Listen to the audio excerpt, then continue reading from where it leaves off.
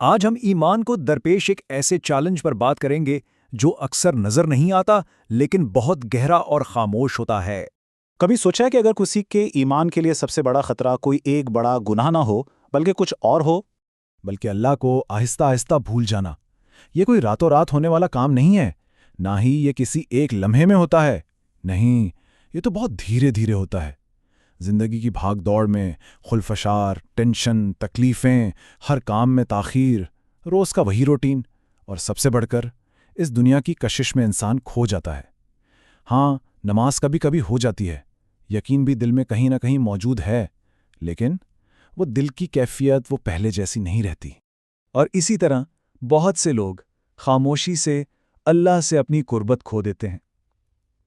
آئیے ذرا دیکھتے ہیں کہ یہ عمل ہوتا کیسے ہے۔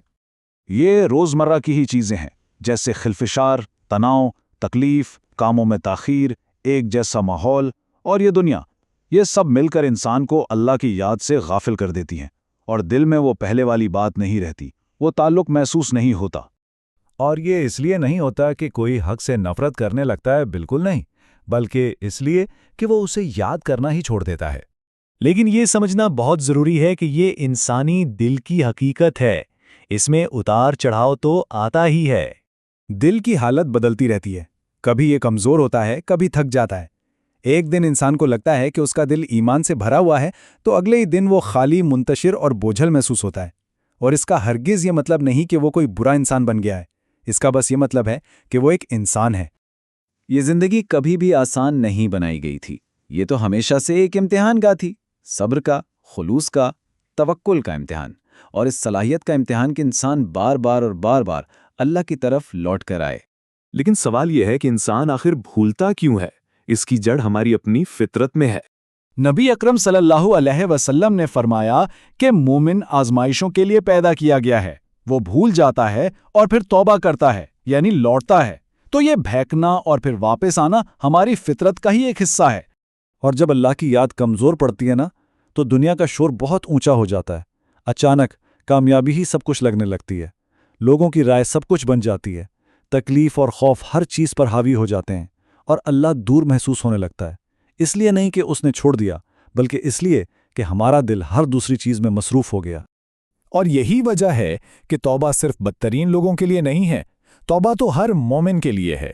اس کے لیے جو گر گیا، جس نے نماز میں تاخیر کر دی، جس کا دل سخت ہو گیا، جو باہر سے مسکراتا ہے لیکن اندر سے ٹوٹا ہوا ہے، جو جانتا ہے کہ وہ راستے سے دور نکل آیا ہے۔ اللہ کی طرف پلٹنا کمزوری نہیں، یہ اس بات کی نشانی ہے کہ دل ابھی زندہ ہے۔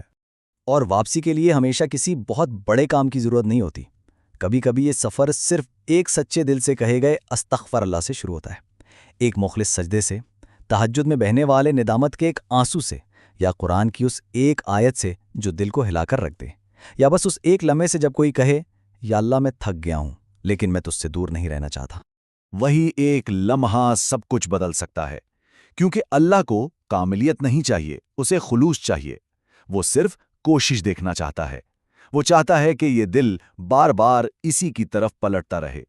تو پھر ایمان کی حفاظت کیسے کی جائے؟ خود کو مسلسل یاد دلا کر، کیونکہ یہ دنیا تو بھلا دے گی، اور اس کا بہترین ذریعہ ہے ذکر، یعنی اللہ کو شعوری طور پر یاد رکھنا۔ اس سے پہلے کہ دل سخت ہو جائے، زبان کو اللہ کے ذکر سے تر رکھیں۔ اس سے پہلے کہ دنیا کا شور روح کو بھر دے، اپنے دن کو قرآن سے بھریں۔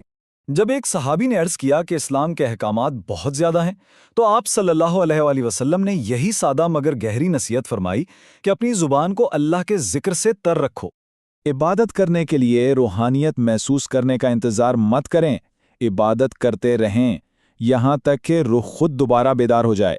ہر دن ایک جیسا اچھا محسوس نہیں ہوگا، لیکن یاد رکھیں استقامت ہی دلوں کو بچاتی ہے۔ اور آخر میں اس ساری کوشش کا مقصد کیا ہے؟ مقصد یہ یاد رکھنا ہے کہ ہماری اصل اور آخری منزل کیا ہے۔ ایک ایسی دنیا ہے جسے ہم دیکھ نہیں سکتے لیکن وہ بالکل حقیقی ہے۔ آخرت، قبر اور اللہ سے ملاقات، یہ سب سچ ہے، اور جب انسان اس حقیقت کو واقعی اپنے دل میں بسا لیتا ہے تو اس کی ترجیحات خود بخود بدلنے لگتی ہیں۔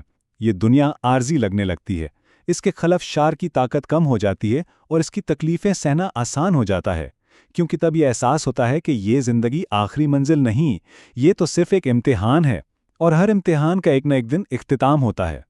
تو یہ بات ہمیشہ یاد رکھیں، مومن وہ نہیں جو کبھی گرتا ہی نہیں، مومن تو وہ ہے جو گر کر واپس آنا کبھی نہیں چھوڑتا۔ اس کی پہچان کاملیت سے نہیں بلکہ استقامت سے ہے۔ لہٰذا اگر آج دل کمزور محسوس کر رہا ہے تو گھبرانے کی ضرورت نہیں، بس واپس آ جائیں۔ اگر ایمان کمزور لگ رہا ہے تو واپس آ جائیں۔ اگر بہت گناہ ہو گئے، بہت رو لیے، بہت تاخیر کر دی، بہت کچھ بھول گئے تو بھی واپس آ جائیں۔ اور کیا پتا یہ یاد دہانی جو ابھی سنی گئی یہ محض ایک اتفاق نہ ہو، شاید اللہ آج ایک دل کو اپنی طرف واپس بلانا چاہتا تھا۔